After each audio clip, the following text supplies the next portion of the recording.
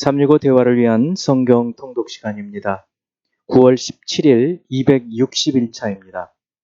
오늘 읽으실 말씀은 에스겔 마지막 부분 44에서 48장이고 묵상하실 본문은 에스겔 44장 1에서 8절입니다. 말씀의 개요입니다. 에스겔 40에서 43장의 새 성전의 양식, 식양을 마치고 44장은 새 예배를 드리는 자에 대한 내용입니다. 1에서 3절은 여호와의 영광이 들어오시는 통로였던 동문을 닫아 놓으라는 말씀이고 4에서 9절은 성전의 입구와 성소의 출구를 주목하고 마음과 몸에 할례받지 않은 이방인들로 더럽히지 않도록 하라는 말씀입니다.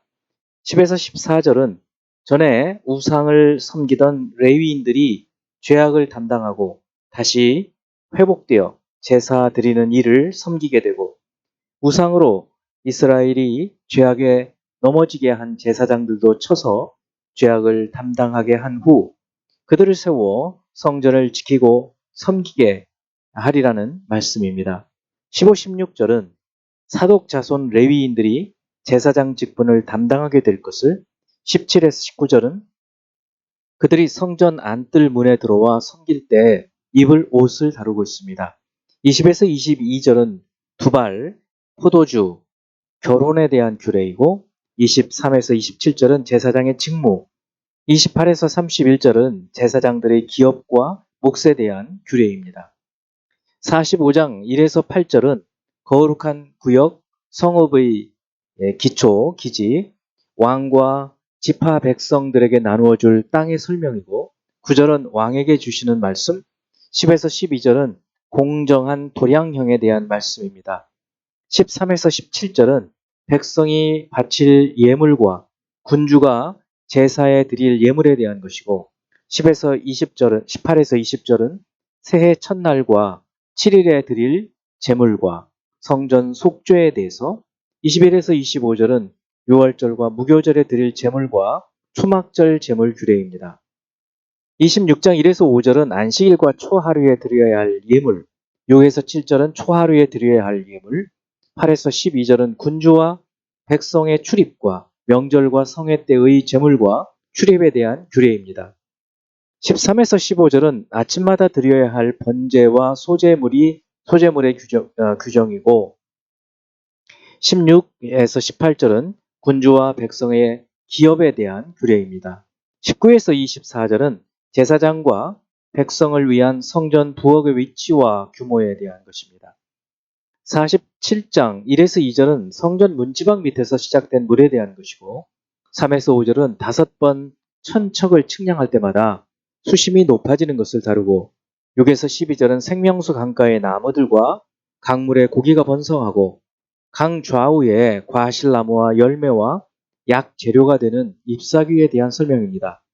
13, 14절은 새 땅의 분배와 경계에 대한 서론, 15에서 20절은 새 땅의 동서남북의 경계선이고 21에서 23절은 땅을 분배할 자들에 대한 말씀입니다. 48장 1에서 7절까지는 12지파 중 7지파의 몫을, 8절은 성전의 너비와 길이, 9에서 12절은 제사장에게 돌려질 부지입니다.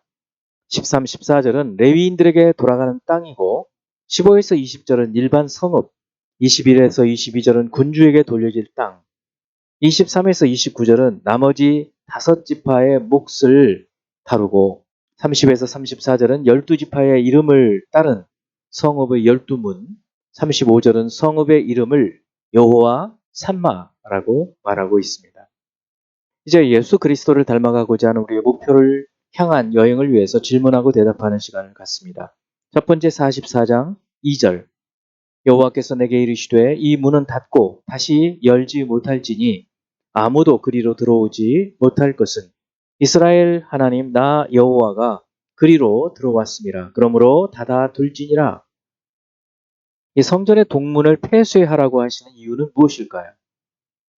여호와의 영광이 동문에 머물다가 떠났죠. 그리고 또 이 동문을 통해서 돌아오신 것을 생각해 볼 때 이 문을 영원히 폐쇄하라는 것은 이제 다시는 성전에서 여호와의 영광이 떠나지 않으시려는 그런 의지의 표현으로 볼 수 있습니다. 신약적으로 볼 때 성령께서 영원히 내주하신다는 약속과 흡사하다고 볼 수 있겠습니다. 두 번째, 45장 9절. 이스라엘의 통치자들아 너희에게 만족하니라.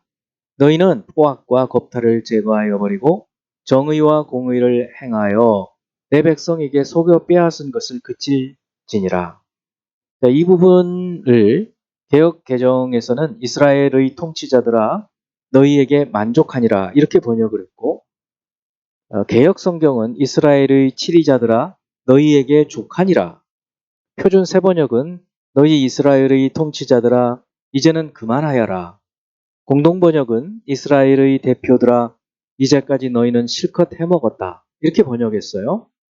어떤 번역이 문맥이 가장 적합하고 왜 그렇게 생각하시나요? 이 바로 뒤에 너희는 포악과 겁탈을 제거하여 버리고 정의와 공의를 행하여 내 백성에게 속여 빼앗는 것을 그칠지니라 이런 말이 오는 것을 볼 때 정의와 공의를 행하고 포악과 겁탈을 제하라 이런 것을 볼 때 앞부분은 이제 그만해도 된다. 충분히 해먹지 않았냐 이런 의미입니다. 개역 개정은 너희에게 만족하니라 조금 약하게 보이죠? 개역 성경은 너희에게 족하니라. 또 표준 번역은 이제는 그만해라. 공동 번역은 좀 더 신랄하게 이제까지 너희는 실컷 해먹었다. 이런 내용이어서 여러분들이 판단하시면 되겠습니다. 세 번째, 45장 18에서 46장 15절을 볼 때 새 성전에서 드릴 새 예배를 드리는 절기는 어떤 것들이 있나요? 이 부분을 볼 때 45장 18에서 25절에서는 새해 첫날, 새해 일곱째 날, 무교절, 또 일곱째 달 15째 날, 또 7일 동안 드려야 될 그런 제사를 언급하고 있고 46장은 안식일, 초하루, 그리고 매일 드리는 제사를 말합니다. 네 번째, 47장 1절. 그가 나를 데리고 성전 문에 이르시니 성전의 앞면이 동쪽을 향하였는데 그 문지방 밑에서 물이 나와 동쪽으로 흐르다가 성전 오른쪽 제단 남쪽으로 흘러 내리더라. 자, 에스겔 성전에서 흘러나오는 물, 창세기 2장 10절에 에덴 동산에서 흘러나오는 물, 또 요한복음 7장 37에 39절에 예수께서 말씀하시는 생수의 강, 또 요한계시록에 나오는 이 생명수, 이런 것들의 공통점은 무엇인가요?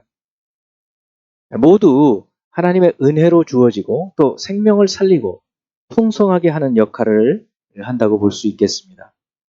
다섯 번째, 회복될 새 성읍의 이름을 여호와 산마라고 하는데 이 뜻은 무엇이고 어떤 의미를 가질까요?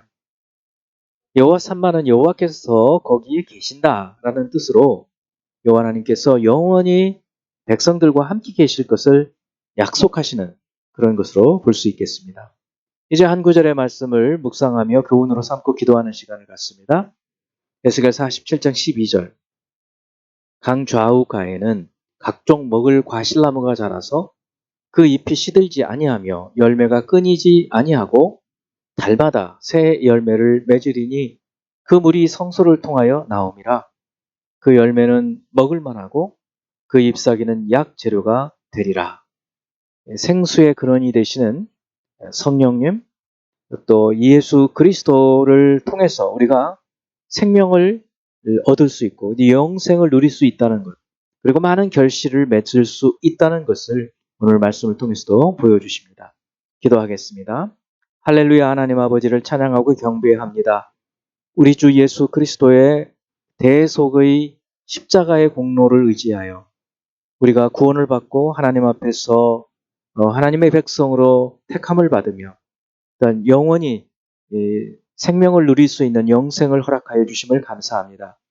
주의 말씀을 따라 이 진리의 말씀을 따라 주님 안에 늘 거하게 하시고 성령을 따라 살아가는 저희가 되게 하셔서 이 생명을 생명을 계속해서 누리고 나누고 그리고 또 저희에게 사람들에게 나눌 수 있도록 역사하여 주시옵소서. 예수 그리스도 이름으로 기도하옵나이다. 아멘.